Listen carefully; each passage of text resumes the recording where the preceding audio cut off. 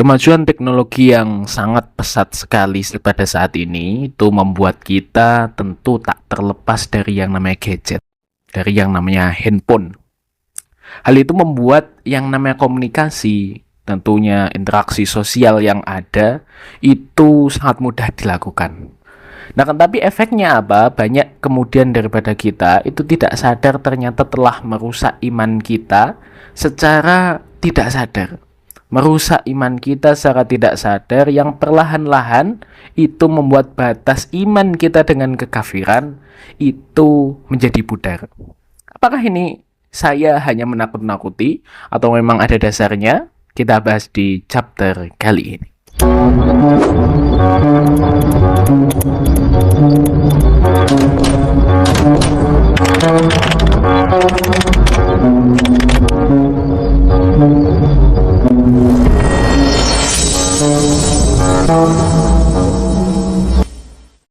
Assalamualaikum warahmatullahi wabarakatuh. Alhamdulillah hamdan la yuhad wa ashkuru syukran la yu'ad. Asyhadu an la ilaha illallah la sahibata lahu wa la walad wa asyhadu anna Muhammadan abdu wa rasuluh man shalla wa ta'abbad sallallahu alaihi wasallam tasliman katsiran ila yaumit tanad. Amma ba'd. Saudara-saudaraku sekalian rahimani wa rahimakumullah. Seperti yang kita singgung di sebelum opening tadi, bahwa ada indikasi iman kita tergerogoti secara perlahan-lahan dan tanpa kita sadari. Nah, kenapa itu? Bisa kemudian kita lihat pada sabda baginda Muhammad SAW yang lagi-lagi ini membahas tentang sosial.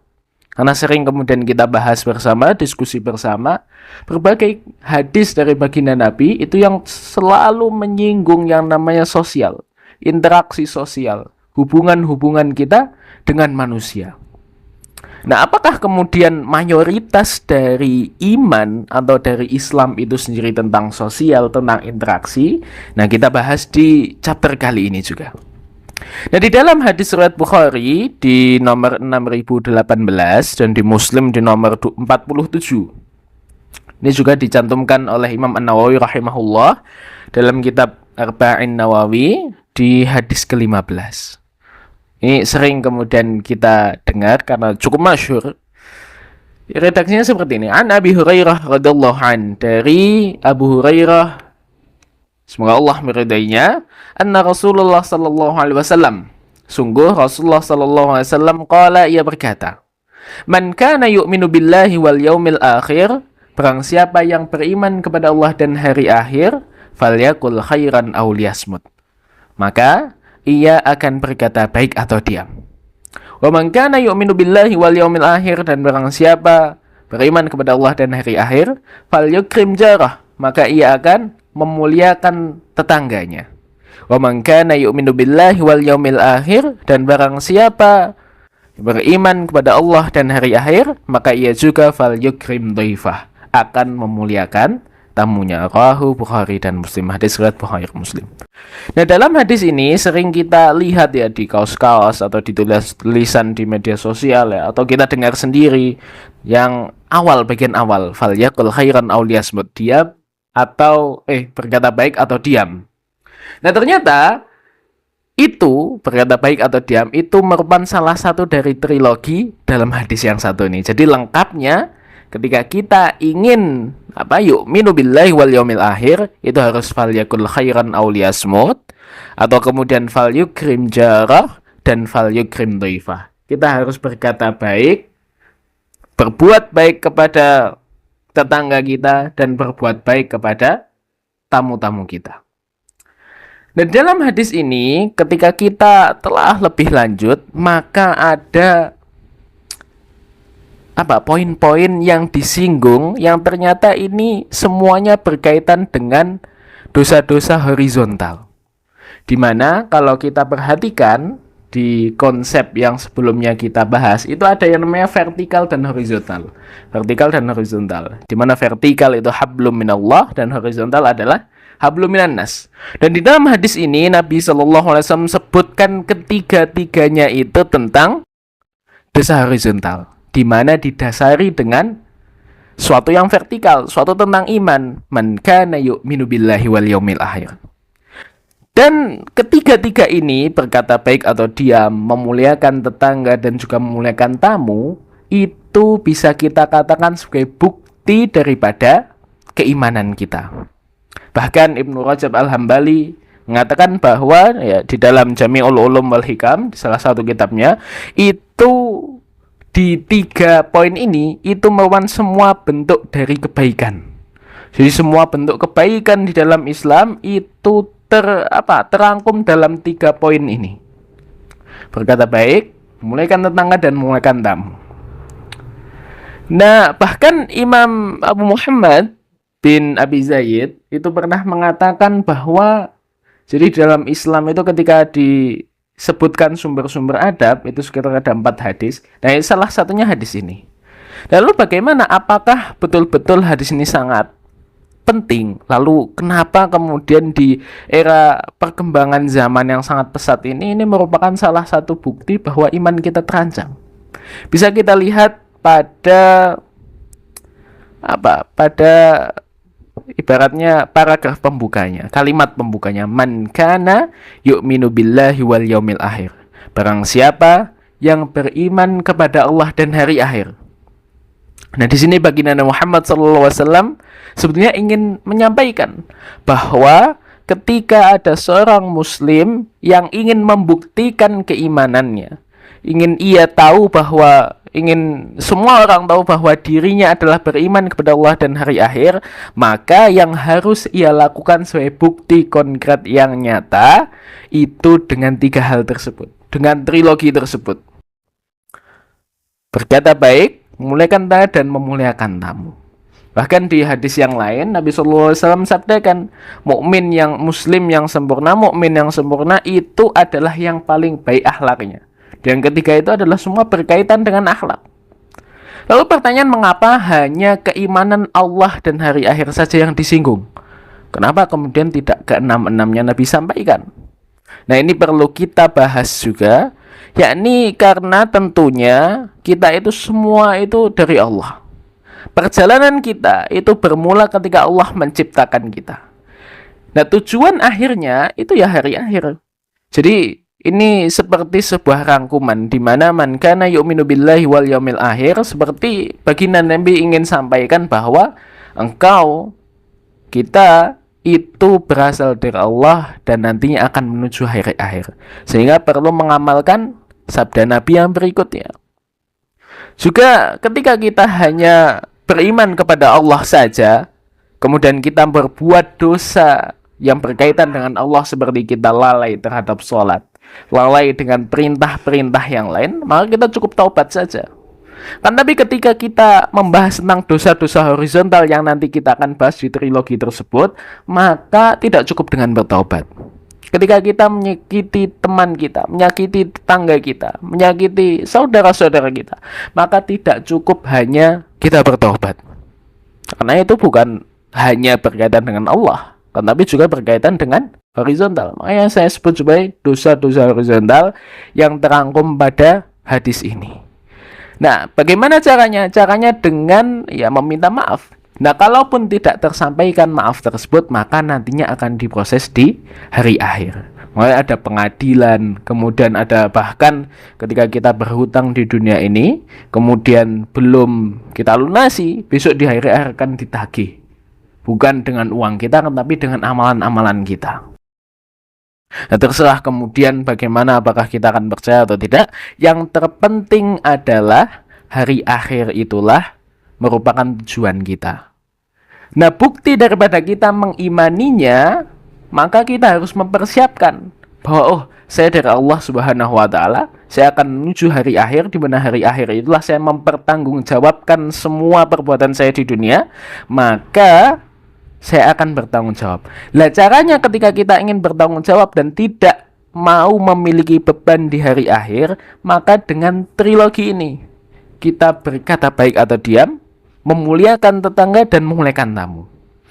Nah, menurut Imam Ibnu Rajab Al-Hambali, ketika kita melaksanakan ketiga-tiganya itu, maka kita sudah terbebas insya Allah dari dosa-dosa horizontal. Ya, kita tidak ada tanggungan. Ketika kita berbuat baik kepada orang lain, maka orang lain tidak akan berbuat jahat kepada kita.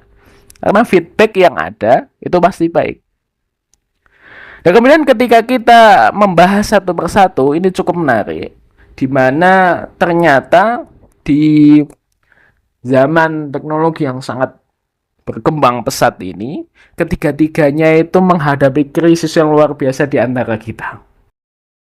Di mana ketika kita mengaca, bermuhasabah, di poin pertama saja, di berkata baik atau diam. Di zaman ini bukan hanya tentang kita mengatakan suatu yang baik atau benar. Justru itu sudah merembet ke tangan kita, ke jari-jari kita. Sudah menyebar di mana ketika kita mengomentari suatu hal, kita mengirimi pesan suatu hal, mengetikkan suatu kalimat dengan jari-jari kita, kemudian dibacakan oleh orang lain, kemudian ternyata itu membuat sakit orang lain, maka itu termasuk dengan mengatakan hal yang tidak baik. Nah, itu sama saja. Kita mengomentari suatu hal dengan komentar-komentar yang buruk, komentar-komentar yang menghujat dan lain sebagainya, maka itu juga termasuk daripada tidak menjaga lisan kita. Seorang bukan zamannya kemudian mulutmu harimaumu, kan, tapi jarimu adalah harimau.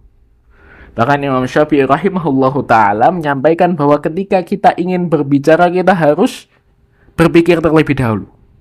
Apakah yang kita ucapkan itu dapat berdampak kebaikan atau kemudian tidak? Ketika kita yakin itu dapat ada dampak impact yang baik, maka kita sampaikan. Kan, tapi kata Imam Syafi'i, ketika kita ragu, bukan kemudian kita hanya ragu itu tidak akan berimpact kepada yang baik, maka kita diam. Itu kata Imam Syafi'i. Sehingga ketika kita melihat di zaman sekarang, banyak kemudian komentar-komentar negatif yang ada. Buzzer-buzzer yang kemudian mendukung suatu kezaliman hanya demi uang. Dan ketikan-ketikan mereka itu cukup sudah sebagai salah satu indikasi bahwa iman mereka akan tergerogoti secara pelan-pelan dan tanpa mereka ketahui. Jadi walaupun mungkin mereka tidak mengucapkan suatu hal, tetapi ketikan itu pada dasarnya sama saja. Banyak kemudian orang yang malu atau senggan untuk kemudian mengatakan hal-hal yang buruk secara lisan. Kan, tapi ketika sudah dalam media sosial, mereka yakin bahwa mereka tidak akan ketemu. Ya, itu fenomena pada saat ini. Mereka yakin mereka tidak akan bertemu dengan orang yang mereka komentari. Mereka yakin bahwa mereka tidak akan bertemu secara real life ketika mereka mengomentari hal-hal buruk tersebut. Mereka yakin bahwa tidak akan adanya pertanggungjawaban. Nah, sehingga inilah yang nanti akan menggerogoti iman terhadap hari akhir itu. Mereka tidak tahu, keimanan mereka terhadap pertanggungjawaban besok di hari akhir itu lama-lama akan pudar. Mereka tidak akan tahu bahwa besok kemudian ada orang yang dikomentari buruk oleh orang tersebut datang kepada mereka di hari akhir. Maka perlu dari kita berwas-was untuk menjaga jari kita dalam etika bermedia sosial, kemudian mengirim pesan dan lain sebagainya. Itu sangat mudah sekali, sehingga interaksi yang ada semakin mudah, sehingga begitu juga dengan dosa-dosa yang ada dalam interaksi tersebut juga akan semakin mudah kita berbuat. Nah, kemudian di poin berikutnya ada memuliakan tetangga. Mengapa memuliakan tetangga itu sangat penting? Itu juga berkaitan dengan poin yang pertama tadi. Tadi juga tentang sosial, tentang perasaan orang terhadap kita, tentang bagaimana kita memperlakukan orang lain. Maka di tetangga itu juga sama. Karena fenomena yang terjadi pada saat ini, itu orang-orang banyak yang individualis. Banyak yang tidak tahu tetangga samping kanan kirinya. Boleh kemudian teman di media sosial beratus-ratus, beribu-ribu. Tapi bahkan tetangga sendiri pun tidak tahu. Tidak pernah tegur sapa. Tidak pernah kemudian memperlihatkan senyumannya. Tidak pernah peduli akan lingkungan yang ada. Mereka hanya sibuk kemudian di media sosial, di dunia maya. Tidak tahu akan dunia nyata seperti apa. Karena memang tidak peduli. Karena cukup dengan media sosial mereka terhibur, mereka bisa berinteraksi. Sehingga banyak dari kita yang kemudian tidak menghiraukan tetangga samping kanan kiri kita. Padahal ring pertama orang yang akan menolong kita ketika kita kesusahan ya tetangga kita. Bahkan sebagian ulama di Indonesia pada saat ini itu menganjurkan ketika besok lebaran, itu yang pertama kali kita bermaaf-maafan itu tetangga kita. Keluarga-keluarga yang jauh itu di nomor 2.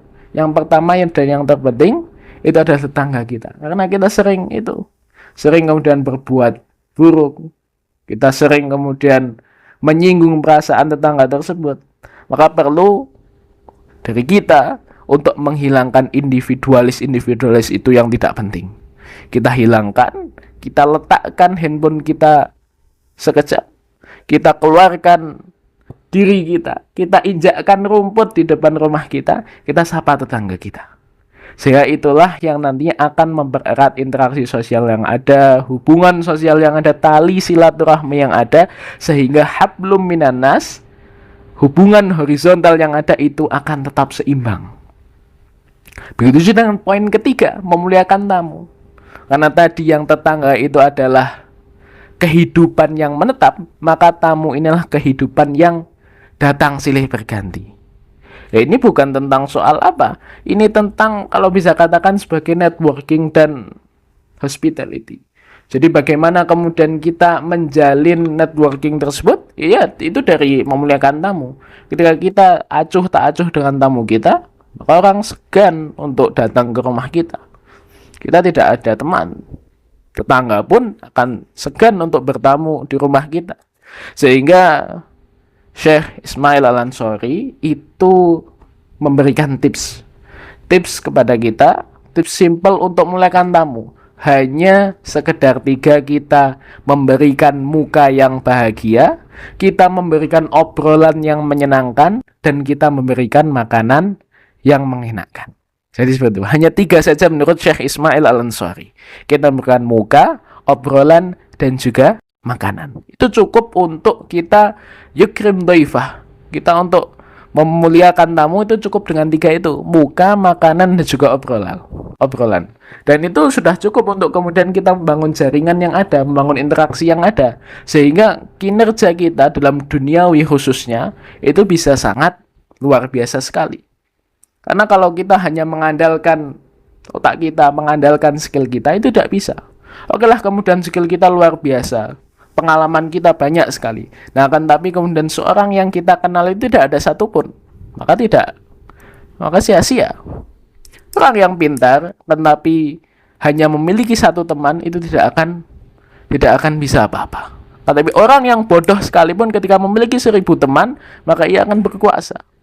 Karena hakikatnya orang yang sukses ialah orang yang bisa mempertemukan orang-orang yang memiliki skill, bisa mempertemukan orang A yang memiliki skill 1 dan orang B yang bisa memiliki skill 2. Nah, itu ya akan sukses. Sehingga memuliakan tamu, memuliakan tetangga, dan berkata baik, ini tentu selain daripada bisa menguatkan iman kita, juga bisa menguatkan perekonomian kita dalam hal duniawi. Karena sosial itu merupakan salah satu basic utama kita untuk hidup. Manusia adalah manusia sosial yang tidak bisa terlepas satu sama lain. Ketika individualis itu ada, maka ya sudah, kita akan curiga satu sama lain. Tali persaudaraan kita, tali silaturahmi kita akan pupus satu persatu. Sehingga rasa kenyamanan yang ada itu tidak akan pernah muncul. Tidak ada pernah yang namanya tentram, kedamaian, dan lain sebagainya. Itu tidak pernah ada. Karena kita tidak membangun dari awal sebuah keyakinan tersebut dari interaksi yang ada. Kita tinggalkan interaksi-interaksi tersebut, sehingga apa yang terjadi? Kemungkaran, ketidaknyamanan, perdamaian yang tidak menentu, itu akan mudah sering terjadi perkelahian dan perdebatan-perdebatan yang ada. Sehingga yang berdampak ya kita sendiri. Kita akan tidak nyaman di sebuah lingkungan. Kita tidak betah hidup di sebuah blok atau lingkungan dan lain sebagainya. Sehingga perlu kita mawas diri bersama bahwa interaksi sosial ini yang sering dalam Islam disinggung berkali-kali itu adalah hal penting. Sebentar kita tinggalkan gadget kita keluar rumah kita injakkan rumput di depan rumah kita, dan kita sapa tetangga kita, dan juga kita sapa teman-teman kita di dunia nyata. Sehingga interaksi sosial yang ada itu dapat terjalin dengan baik dan benar, sehingga relasi, networking bisa kita dapatkan, dan iman kita kan tetap terjaga. Dan sekian yang dapat kita diskusikan pada chapter kali ini. Semoga yang segini bisa menjadi ibrah dan pelajaran bagi kita semua. Nanti kalau ada sedikit diskusi lanjutan atau saran-saran dan sebagainya, bisa dikasih di kolom komentar. Wallahu a'lam bishawab. Nasrun minallah, fathun qarib. Assalamualaikum warahmatullahi wabarakatuh.